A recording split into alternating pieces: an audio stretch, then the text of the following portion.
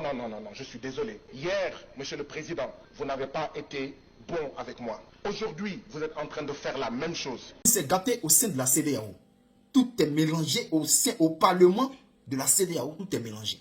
Chef frère, qu'est-ce qui se passe? Le président Ibrahim Traoré, le président Assimi Goïta et le président Aboudraman Tiani, ceux-là même qui forment l'AES, ont fini par briser la CEDEAO.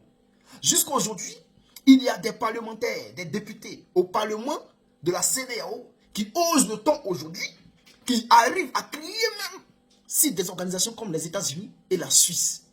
Mais moi, je me pose également la question, comme l'a posé le député. Que cherchent les États-Unis au Parlement de la CEDEAO? Que cherche la Suisse au Parlement de la CEDEAO? Attendez, je ne comprends pas. Et ce qui est pire dans cette histoire, la CEDEAO est une organisation africaine. La CEDEAO est une organisation africaine. Mais cette CEDEAO-là est financée, chers frères, par les États-Unis, la Suisse, la France. C'est ceux-là qui financent cette organisation africaine. Attends. Moi, je ne comprends pas. La Côte d'Ivoire, un État. Le Sénégal, le Ghana, le Nigeria, le Togo, le Bénin. Il y a tous ces pays-là qui sont là. Et malgré ça, c'est un autre État qui vient financer cette organisation africaine. Mais chers frères, vous voulez indépendance là comme moi. Mais je me pose également une autre question. Chers frères, est-ce qu'au Parlement des États-Unis là, est-ce que le Sénégal est représenté là-bas? Est-ce qu'au Parlement français, est-ce que la Côte d'Ivoire est représentée au Parlement français? Est-ce qu'au Parlement suisse, est-ce que la Côte d'Ivoire ou le Sénégal ou le Ghana est représenté là-bas? Mais pourquoi chez nous là, les organisations viennent participer? Chers frères, nous allons suivre cette vidéo là. Je vais vous demander de pousser énormément les bleus. N'arrêtez pas de pousser les bleus. Prenez cette vidéo là, envoyez à tous vos camarades.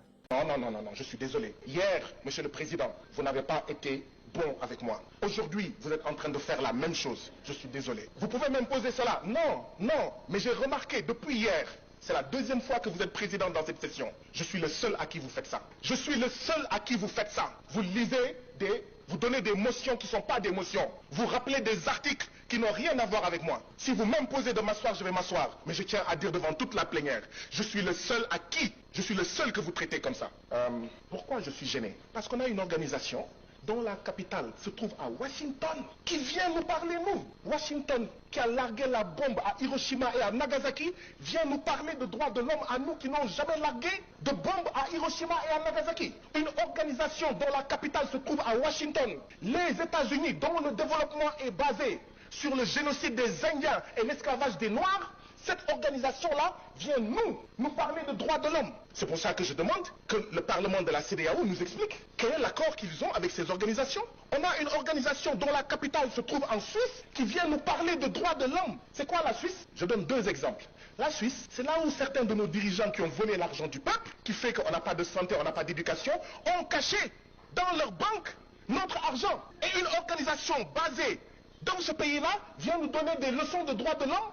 Et nous sommes gentiment assis. La Suisse, c'est le pays où se trouve la société Nestlé, qui fait du Nido et du Cerelac, avec des taux de sucre supérieurs dans nos pays, avec des taux de sucre faibles au Royaume-Uni et en Allemagne. Vous pensez que ces organisations basées là-bas doivent pouvoir nous parler de droits de l'homme? Non. Ma proposition est celle-ci, Président. Ayons confiance en nous-mêmes, Africains. Il y a des organisations africaines, il y a des organisations d'Afrique de l'Ouest, mais il faut les respecter, ne pas les bastonner, ne pas les emprisonner, ne pas les menacer, ne pas les terroriser, les laisser faire leur job, parce que la CEDEAO a besoin d'un regard critique, mais un regard africain, un regard d'Afrique de l'Ouest. Merci beaucoup, Monsieur le Président.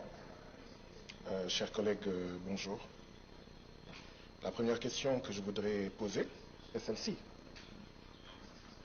Est-ce que c'est le Parlement, notre Parlement, qui a demandé à ces deux organisations, parce que le Parlement a vu qu'il y avait un besoin et leur a dit, venez exposer devant les députés, ou est-ce que ce sont ces deux organisations qui ont demandé à être invitées pour venir ici?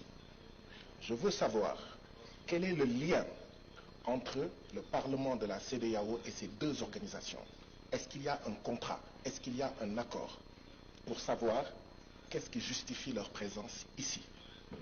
Bien sûr, tous ceux qui sont doués de raison ici savent que je n'ai rien contre monsieur l'ambassadeur et l'autre docteur.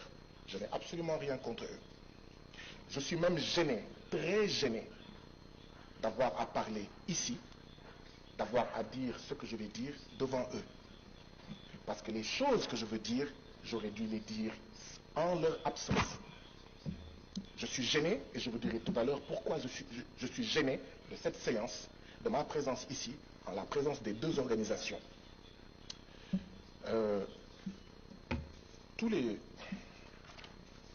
Il est mentionné dans le rapport de la CIDH, il me semble. Il est mentionné dans le rapport de la CIDH des régimes autoritaires qui dominent et répriment les contestations de leurs citoyens. Ces gouvernements répressifs violent les droits fondamentaux de leurs citoyens, ce qui entraîne une instabilité et des troubles permanents dans la région. Mais tous les jours, là, c'est ce que certains d'entre nous disent ici, en citant nommément des pays. A-t-on besoin de leur présence pour dire ça? Quand des collègues disent ça tous les jours, on les empêche de parler, on les traite de tous les noms d'oiseaux, on use d'artifices, de motions qui ne sont pas des motions, les gens crient, ils s'excitent, et quand d'autres gens viennent, ils disent ça, tout le monde est silencieux. Les Français disent nul n'est prophète chez lui. Chers collègues, on a eu besoin d'eux pour dire ça ici. Certaines femmes et certains hommes ici le disent tous les jours. Mais on les regarde. Oh, qu'est-ce que tu fais ici? On va même faire une pétition pour que tu retournes dans ton pays et que tu ne reviennes pas. Mais quand eux le disent, ça passe. Tout le monde est cool, silencieux. Monsieur le Président, avez-vous remarqué ça? Vous qui rappeliez hier à la session l'article 72 du règlement intérieur.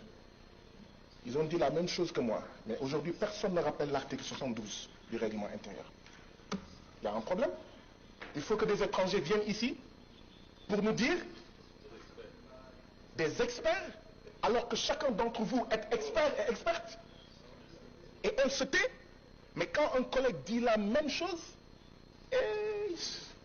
on sort les poings, on bande les muscles, on montre les crocs. Je vais vous dire quelle est la différence. La seule différence, c'est que, et c'est pourquoi la CIDH a manqué de courage, la seule différence, c'est que la CIDH a dit, je ne vais citer aucun pays. Dans le rapport, il n'y a aucun pays. Comment vous allez soigner un mal sans savoir que le mal se trouve au Nigeria, le mal se trouve au Sénégal, le mal se trouve au Cap-Vert? Vous dites non, non, non, on va mettre tout le monde dans le même sac.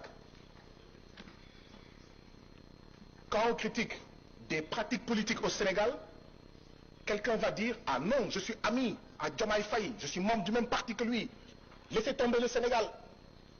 Quand quelqu'un va critiquer le Libéria, ah non, je suis ami au président du Libéria, vous ne touchez pas le Libéria, vous pensez que vous êtes supérieur au Libéria. Mais quand quelqu'un vient ici dire, nous sommes là gentils là, comme des poules mouillées. Voilà la première remarque que je voulais faire. Et je ne voulais pas la faire devant eux.